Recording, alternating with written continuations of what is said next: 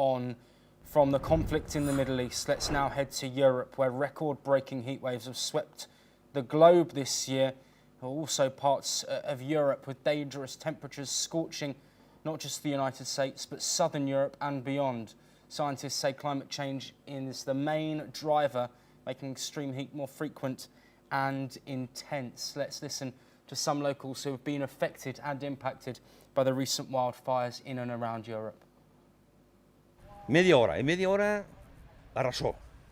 Venía el viento a favor y metió el fuego en el pueblo.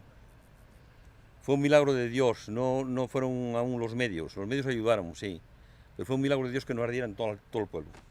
Porque tú mira cómo llegó el fuego a 10 metros de las casas. Increíble. Presim vetëm një nga shteti. Trafiki ose komuniteti evropian nuk e di çfarë mund të them. Pa helikoptere këtu s'bot, jo se tu s'ka asnjë rrugë makinash, se zjarr fikse sypin dot atje. Se s'ka rrugë makina. Zjarr fikset janë aty, deri dëshi pari ore kanë qenë aty. E figen ty afër shtëpive, edhe dëshi s'kan çfarë bën. Estamos totalmente indefensos, abandonados.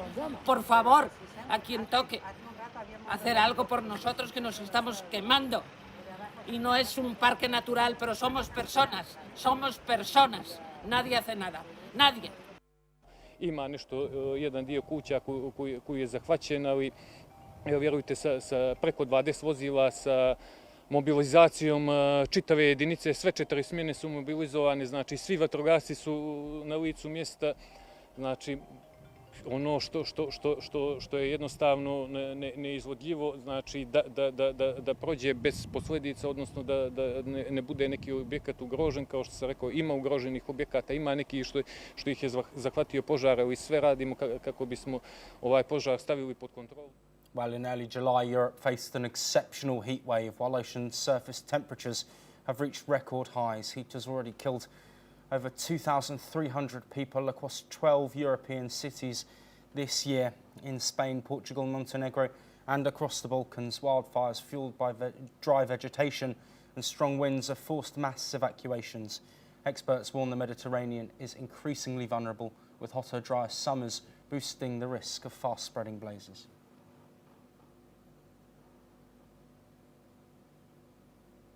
Well, joining us to discuss these wildfires is my colleague, anchor and correspondent Thomas Porteous, who joins us live from the newsroom. Thomas, of course, this situation with super extreme heats in Europe impacting people's everyday lives. What more can you tell us?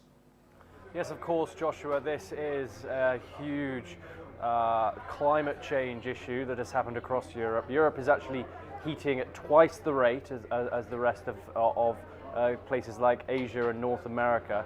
Europe previously not as prone to these wildfires like along with the likes of Australia and North America. However, climate change and the increasing temperature has made it so that especially around the Mediterranean area, they are being affected by these wildfires and they need a serious addressing. As they are not as severe as the North American ones, they seem to be being kept under control, however, still causing widespread damage and some injuries and a small amount of fatalities. But we've seen wildfires even in Scotland yesterday. We saw Arthur's Seat in the middle of Edinburgh, which is the first time the first time it's ever been recorded that a wildfire has struck that area of Europe. But of course, as climate change continues to unfold and the temperature continues to go up, Europe can be expecting a lot more of these, and authorities are going to have to learn and train quickly to control them. Thomas Porteous, as always, thank you ever so much for that insight. But that is all that we have time for. We'll continue to bring you more updates from